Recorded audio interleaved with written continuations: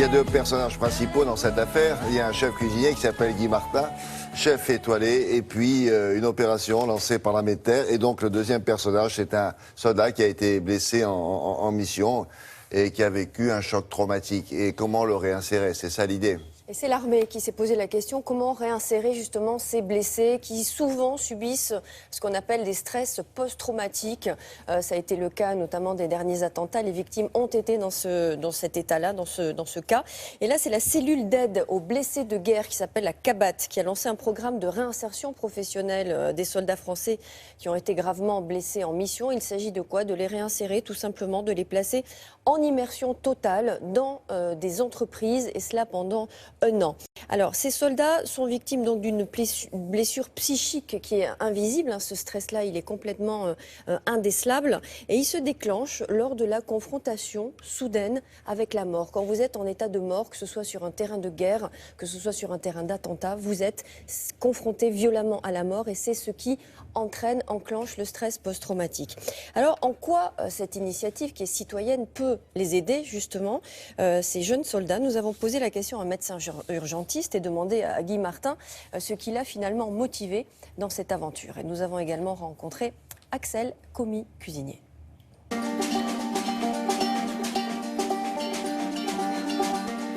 Alex, on est sur du homard, homard breton.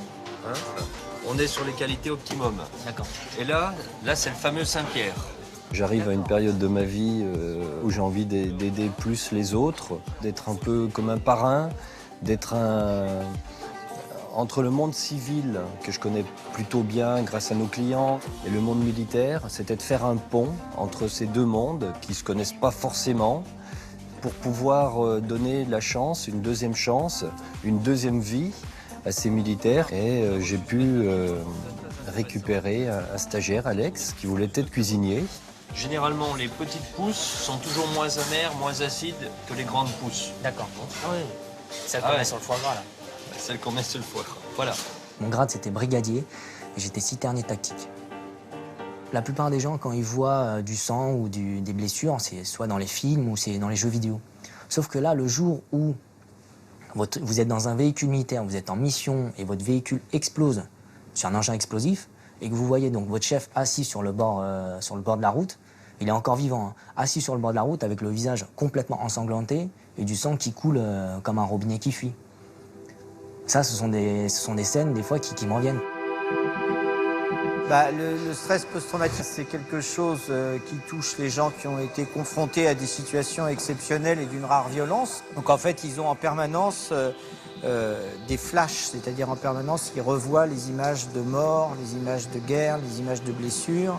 Ils sont confrontés à des troubles du sommeil gravissimes, avec des cauchemars, avec la peur de dormir.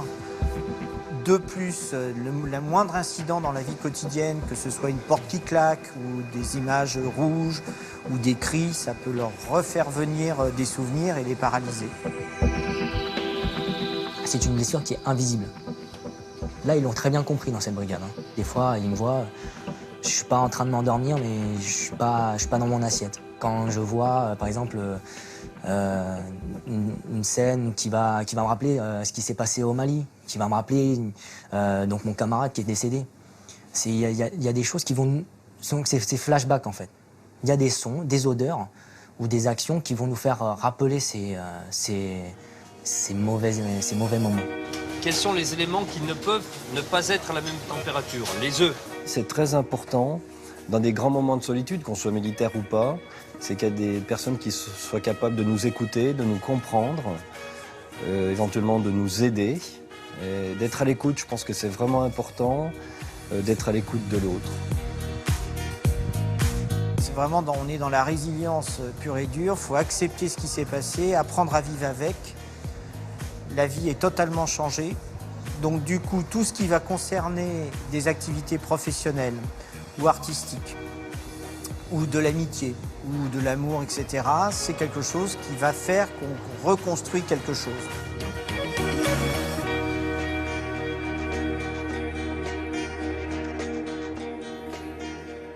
Voilà, c'est du parrainage, on peut appeler ça comme ça, oui, bien Ouais, sûr. c'est du parrainage citoyen, du parrainage civique, dans lequel sont engagées de nombreuses entreprises françaises. Hein. Beaucoup dans la défense. Il y a Renault, il y a Truck Défense, il y a Nexter, Michelin, Muliez, enfin il y en a plein. En 2015, il y a quand même 12 soldats de l'armée de terre qui ont été placés en immersion comme Alex, conducteur de poids lourd au Mali. Et bien après son passage chez Guy Martin, figurez-vous que Alex fera l'école Ferrandi pour être apprenti cuisinier. L'école de cuisine. Pour apprendre la bien sûr. cuisine, et c'était son rêve. L'école de cuisine célèbre. Merci beaucoup.